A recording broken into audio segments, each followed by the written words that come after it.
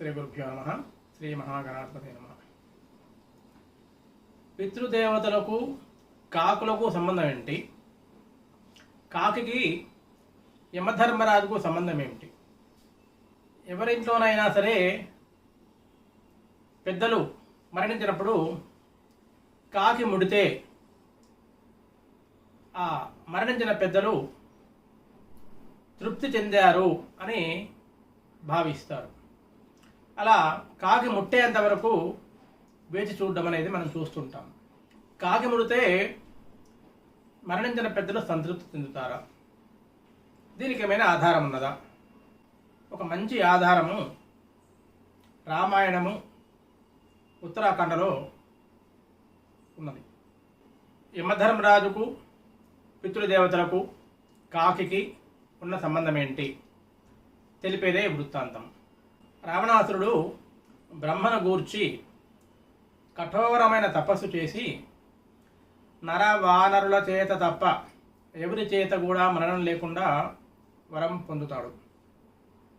తర్వాత ఆ వర గర్భం వల్ల అందరినీ హింసిస్తూ ఉంటాడు. స్త్రీలను బలాత్కరిస్తూ ఉంటాడు, చెరపడుతూ ఉంటాడు, దేశాల మీదకి దండయాత్రలు చేస్తూ ఉంటాడు. అప్పటికే రావణాసురుడు అంటే అష్టదిక్పాలకులకు కూడా భయం ఏర్పడింది. ఎందుకంటే మరణం లేదు, దేవతల చేతిలో కానీ రాక్షసుల చేతిలో కానీ మరణం లేదు. ఇంద్రుడు కానీ అగ్ని కానీ అష్టదిక్పాలకులు కానీ ఎవరు కూడా రావణాసురుడిని సంహరించలేరు. కాబట్టి ఎదురుపడి యుద్ధం చేస్తే ఓడిపోవాల్సిందే. అటువంటి భయము దిక్పాలకులకు కూడా కలిగింది. సరే, రావణాసురుడు దేశాల మీదకి దండయాత్ర చేస్తున్నాడు.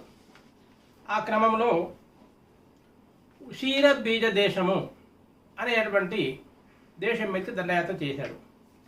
ఆ సమయంలో ఆ రాజ్యాన్ని పరిపాలించేటువంటి మరుత్తుడు అనే మహారాజు యజ్ఞం చేస్తున్నాడు. ఆ యజ్ఞం చేయించేవారు సాక్షాత్తు దేవగురువైన బృహస్పతికి సోదరుడు సంవర్తుడు అనేటువంటి బ్రహ్మర్షి. అటువంటి సంవర్తుడి ఆధ్వర్యంలో ఈ మరుత్తు మహారాజు యజ్ఞం చేస్తున్నాడు. రావణాసురుడు తన సేనలతోటి దండెత్తుకొని ఆ రాజ్యం మీదకి వచ్చాడు. అయితే అప్పటికే దేవతలందరూ కూడా ఆ ఆహ్వానం ఇది యజ్ఞానికి ఆహ్వానించబడి ఆ మండపంలో ఉన్నారు. ఎప్పుడైతే రావణాసురుడు వస్తున్నాడు అని తెలియగానే ఇంద్రుడు నెమలి రూపంగా మారిపోయాడట, యమధర్మరాజు కాకి రూపంలో మారిపోయాడు, వరుణుడు హంస రూపంగా మారిపోయాడు, కుబేరుడు తొండ రూపంలో మారిపోయాడు. అంటే వారందరూ కూడా అక్కడ ఉండేటువంటి ఆ దగ్గరలో ఉండేటువంటి ఆ ప్రాణుల శరీరాల్లో ప్రవేశించారు. ఇంద్రుడు నెమలి ప్రాణంలో నెమలి రూపంలో, యమధర్మరాజు కాకి రూపంలో, వరుడు హంస రూపంలో, కుబేరుడు తొండ రూపంలో మారిపోయారు. రావణాసురుడు వచ్చాడు. ఎవరు నువ్వు అన్నాడు ఈ మరుత్తు మహారాజు. నేను రావణాసురుడిని, నా గురించే తెలియదా అంటే, తెలుసు విన్నాను. ఏదో నువ్వు బ్రహ్మ గురించి తపస్సు చేసి వరం పొందామని విన్నాను. అంతేకాదు నా అన్న కుబేరుణ్ణి జయించాను, అతని దగ్గర పుష్పక విమానాన్ని లాక్కున్నాను. ఈ పుష్పక విమానం మా అన్నగారి దగ్గర లాక్కున్నది అంటే, ఏమయ్యా, బ్రహ్మదేవుడి దగ్గర వరాలు పొంది అన్నతో యుద్ధం చేసి అన్న ఆశని లాక్కుంటావా? చెప్పుకోవడానికి నీకు సిగ్గుగా లేదా? నేను నిన్ను ఉపేక్షించను, యుద్ధం చేస్తాను అని ఆ యాగ మండపం నుంచి లేచి ధనుర్బాణాలు ధరిస్తాడు. మహారాజా, మీరు తొందరపడకండి. ఇప్పుడు మీరు యజ్ఞశాల నుంచి బయటికి వెళ్తే యజ్ఞం ఆగిపోతుంది. ఇది శ్రేయస్కరం కాదు. యజ్ఞము పూర్తి కావాలి. రెండవ విషయము, రావణాసురుడికి ఎవరి చేతిలో మరణం లేదు, నరవానరుల చేత తప్ప. అది ఇప్పుడప్పుడే సంభవించేటట్టుగా లేదు. మీరు అతని విషయాన్ని వదిలిపెట్టేసి యజ్ఞానికి రండి.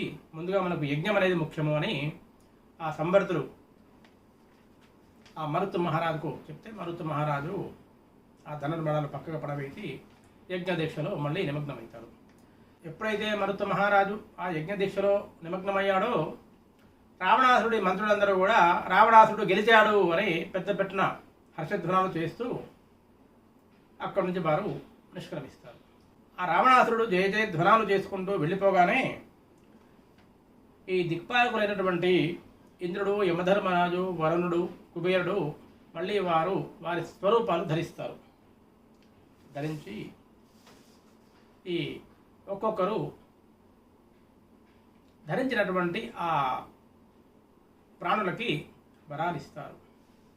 అలా ఇచ్చినటువంటి వరాల్లో యమధర్మరాజు కాకితో ఇలా సంభాషిస్తాడు. ఈ రావణాసురుడు వచ్చినప్పుడు నేను నీ రూపాన్ని ధరించి రక్షణ పొందాను కాబట్టి నేను నీకు వరమిస్తున్నాను. మృత్యుతస్తే భయం నాస్తి వరన్ మమ విహంగమ యావత్వాం న వదిష్యంతి నరస్తాద్భవిష్యతి అని. ఓ వాయసమా అంటే ఓ కాకి, నీకు మరణం లేదు, నీకు సహజంగా మరణం లేదు, అలా మరణం లేకుండా వరమిస్తున్నాను. నా వల్ల అనేక ప్రాణులకి అనేక రోగాలు వస్తాయి, వ్యాధులు వస్తాయి, మరణం సంభవిస్తుంది. కానీ అటువంటి వ్యాధులు కానీ మరణం కానీ నీ దరి చేరదు, నీకు సహజంగా మరణం లేదు. ఎవరైనా నరులు నిన్ను వధించేంత వరకు, చంపేంత వరకు నీకు మరణం లేదు, ఎటువంటి వ్యాధులు రావు అని ఒక వరం ఇచ్చాడు. అంతేకాకుండా ఏతే మత్ విషయస్థావై మానవాః క్షుద్భయార్దితా త్వయి భుక్తేతు తృప్తాస్తే భవిష్యంతి సబాంధవాః. ఈ లోకంలో మానవులందరూ మరణించిన తర్వాత నా లోకానికి రావలసిన వారే. ఏదే మద్ విషయస్థావై, వారందరూ కూడా నా స్థానంలోకి అంటే నా స్థావరంలోకి రావలసిన వారే. మానవాః క్షుద్భయార్దితాః, అటువంటి వచ్చిన వారిని పితృదేవతలు అంటారు.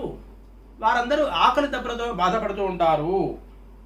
అయితే త్వయి భుక్తేతు తృప్తాస్తే, వారి సంతానం కనుక నీకు ఆహారాన్ని సమర్పిస్తే, మీరు కనుక ఆ వారసులు పెట్టినటువంటి ఆహారాన్ని భుజించి తృప్తి చెందినట్లయితే నా లోకంలో ఉన్నటువంటి వారి పూర్వీకులు పితరులందరూ కూడా తృప్తి చెందుతారు, వారి కడుపులో క్షుద్బాధలు ఉండవు అని వరమిచ్చాడు. అలా ఆ యమధర్మరాజు వరం వల్ల కాకులు తృప్తి చెందితే ఈ లోకంలో ఉండేటువంటి మానవుల పితరులు పరలోకంలో ఉంటారు, వారు తృప్తి చెందుతారు అని. అందుగురించి మరణించిన తర్వాత ఆ 10-12 రోజుల పాటు కాకులకి ఆహారాన్ని సమర్పించడము, అలాగే ప్రతి సంవత్సరము వచ్చేటువంటి శ్రాద్ధాల్లో వాయసి పిండమని ప్రత్యేకంగా కాకికి ఒక పిండాన్ని సమర్పించడం అనేది వస్తూ ఉంది. కాకి ముట్టింది, పిట్ట ముట్టింది అంటే ఆ మరణించిన వారు తృప్తి చెందారు అనేటువంటి భావన మనలో ఉంది. దీనికి రామాయణంలో ఉన్నటువంటి ఒక మంచి తార్కాణం ఇది.